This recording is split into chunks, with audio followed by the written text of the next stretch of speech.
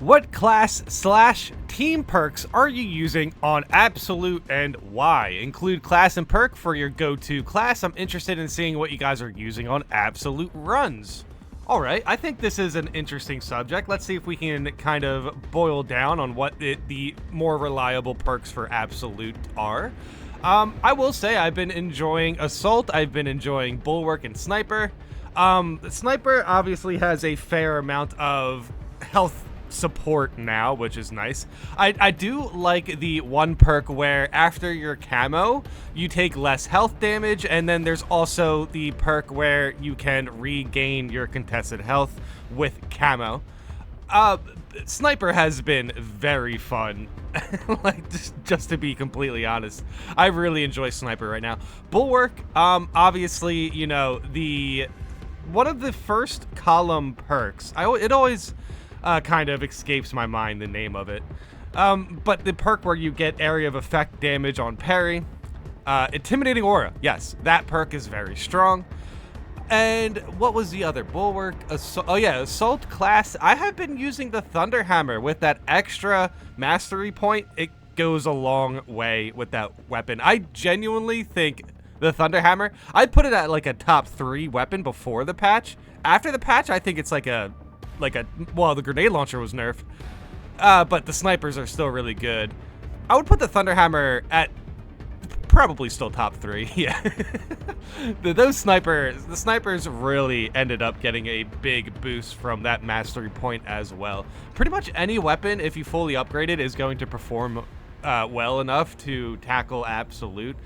That said, there's definitely a few weapons I think that maybe could need a buff. I haven't tried out all the bolters yet. I still want to level up my auto bolter up to relic and to see how that goes. But we're not here to talk about what needs buffing. We're here to talk about what is the best and reliable setups for Absolute. Heavy, Bonds of Brotherhood. Ooh, look at that. Bonds of Brotherhood finally getting some love. Yes, I love this perk. I've actually ran with a heavy recently who was using this, and I gotta say, it goes a far way in Absolute. You gotta kill stuff fast. Yes, heavy's good for that, especially terminus enemies, and heavy's good at that. Yeah, hey, heavy is good at that. People are going to go down, and getting up again with full health is really, really good. Yes, it is. I just want to say, though, I noticed the thing about Bonds of Brotherhood, it does not work with the Guardian Relic. If you get up with the Guardian Relic, you are not going to be full health. I think Bonds of Brotherhood has some sort of stipulation that you need a res from a teammate, and any sort of ability that does that will dodge the Bonds of Brotherhood healing.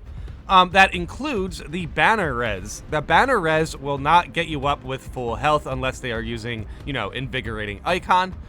But still, with that said, Bonds of Brotherhood is very strong. It pairs great with Sniper because Sniper can res people faster. It's practically instant speed resing, and then with Bonds of Brotherhood, you are instant speed healing your teammates.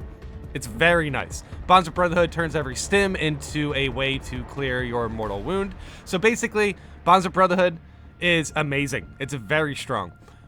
Here's the thing. Okay, so let's say you get rezzed. You're not too sure how to play around stim packs for your Bonds of Brotherhood. If you get rezzed, you're full health, you pick up a stim, don't use that stim until you get hit.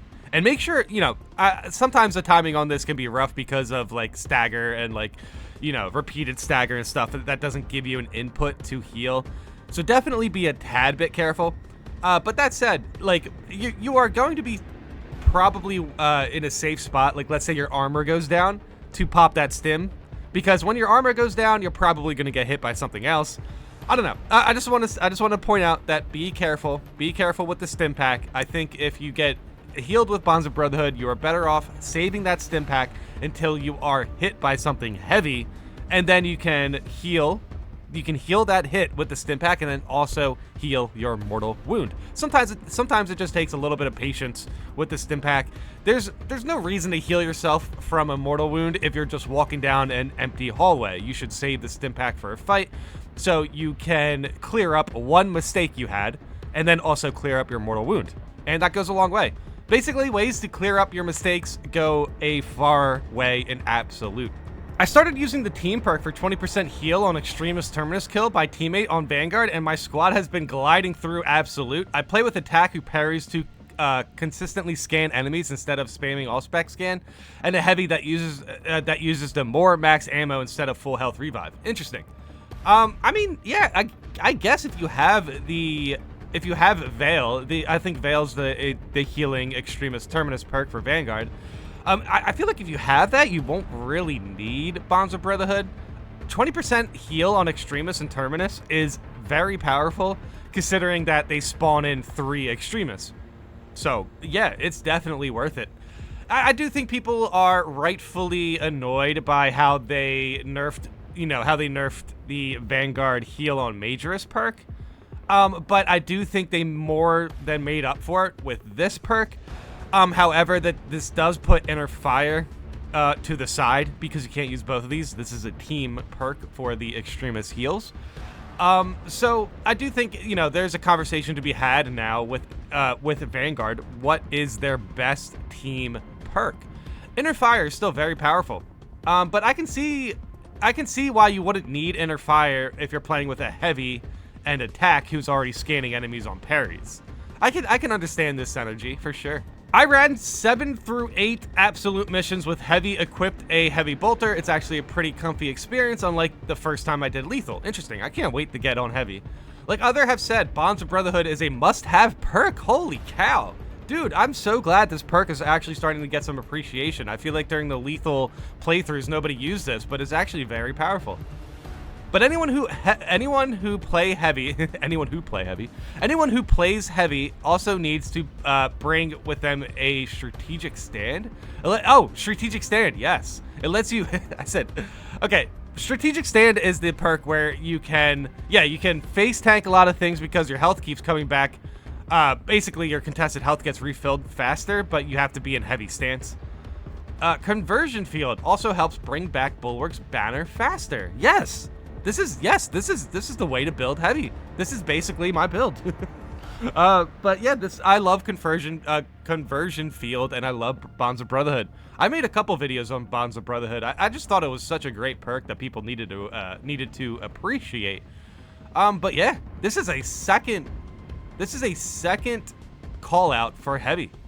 Interesting. Tactical with heavy bolt rifle, plus a blocking chainsword. Osbox scan on parry block, increase scan by 8 seconds, but exclude minor. I see that is pretty good. I just always feel like sometimes whenever I scan an enemy, they're gonna die soon, so I'm not too sure if I need that extra 4 seconds or whatever. Oh no, increase the scan by 8 seconds. Yeah, that's a lot. Yeah, that's a good perk. 75% more scan damage, but negative 4 seconds. Team perk is 30% more contested HP. Yeah, okay. I gotta admit. I do think the range damage team perk for tactical could have used a buff. Even though it's a pretty deadly perk on paper, 15% range damage doesn't nearly go that far for certain weapons, like let's say the bolt pistol for whatever reason. It already doesn't do that much damage, so 15% isn't that much for it. I do think the 15% more range damage is okay with the heavy bolt rifle, but you are much better off with the team perk is 30% more contested HP. You get more contested HP back on damage because, yeah, especially built with the heavy bolt rifle, you are essentially a smaller heavy, but with a scan. So the heavy bolt rifle is very fun. It's also very fun when it heals you, Ultimate perk is insta-kill every 2 minutes. Yeah, that perk is really strong. Sniper with Las Fuzzle. I'm never going to understand how to pronounce this. I read the comments, but I read so many comments that the LF sniper pronunciation kind of just falls right out of my brain. I'm sorry. Ammo version. Interesting. But yeah, I can see the LF actually being very strong in absolute. I'm leveling it up currently. I think it's still Artificer, but it's close.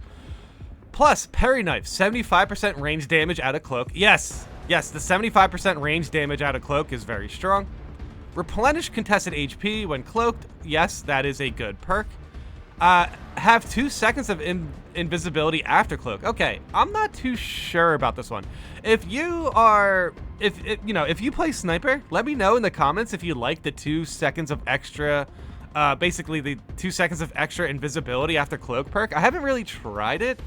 I just don't know what I could do with that extra 2 seconds. You know what I mean? Team perk is 10% ability per headshot. Yes, yes. Squad renewal, I believe it's called. This team perk is very powerful. This team perk is very powerful, especially with a tactical, because tacticals love taking out everything they see with gunshots.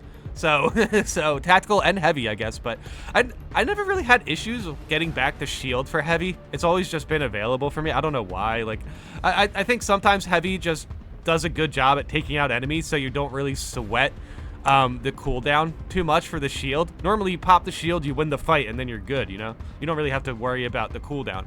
But that said, yes, team perk for 10% ability per headshot is great for pretty much every class. But yeah, they just got to make sure to take advantage of it by taking out minorists, you know? Ultimate is 5 seconds of invisibility for perfect dodging. Now this perfect dodge perk is strong. Now consider pairing this with, you know, the replenish contested HP perk.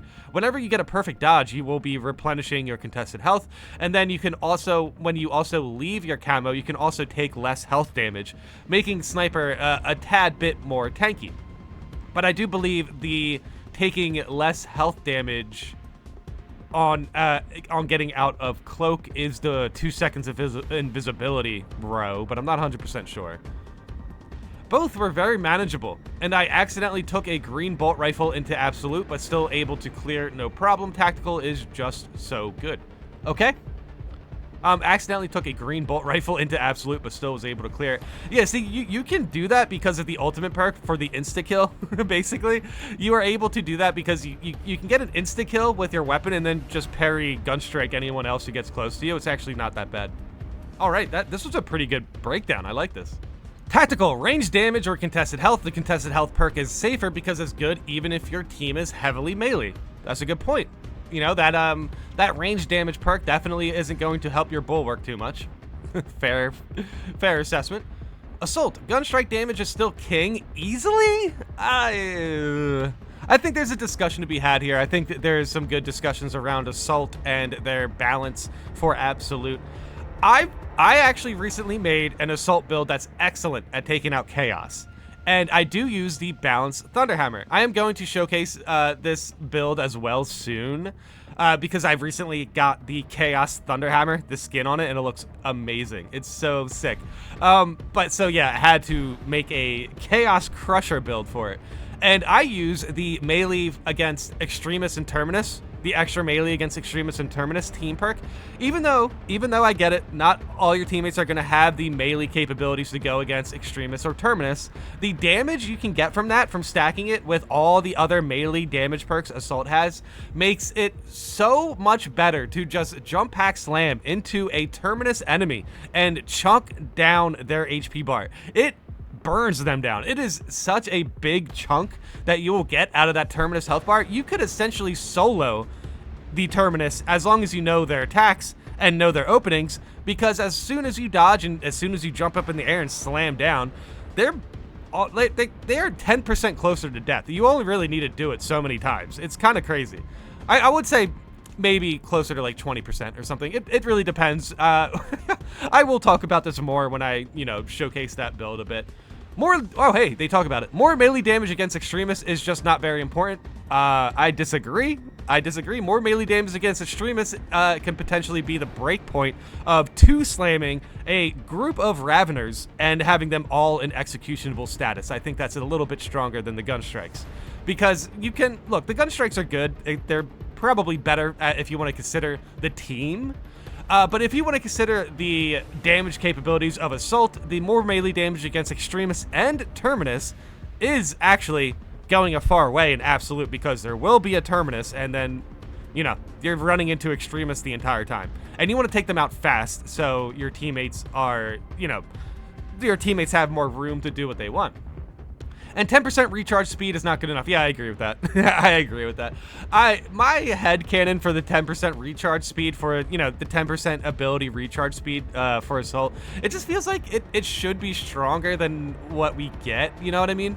Because, like, I want my Bulwark to get their banner back as fast as possible, and a little bit of 10% ability, recharge speed should help them, but sometimes it really doesn't matter, because even if they get their ability 10% sooner, it doesn't guarantee that they're going to need to use their ability 10% sooner, you know what I mean? They could get the ability faster just by walking through a hallway, and it's like, okay, that 10% essentially doesn't mean anything because you guys are on a, you guys are walking through a hallway into an elevator. Their cooldown would have been back already. And then 10% isn't nearly fast enough for, for it to make any impact in the battle. You're just better off kind of taking things out. Okay, I do think there's probably a good discussion to be had between the gunstrike damage and then the melee damage against Extremis and Terminus. They do say Extremis plus, so I do think they are including Terminus with that. Interesting. There might be a little bit of a discussion about which team perk is better. I think both those team perks, the gunstrike damage and then the melee damage against Extremis, I do think they both have some good builds behind them. Vanguard, Inner Fire, or heal on Extremis plus kill. Inner Fire is still crazy good and definitely the go-to, but the Extremis plus heal is rather notable on Absolute, in particular due to the sheer volume of Extremis enemies you'll encounter. Depending on the classes in your team, I think it can even be better. Yeah, I agree with their assessment here. Bulwark, contested health fades more slowly, is still king. Yeah, I'm gonna have to agree with that.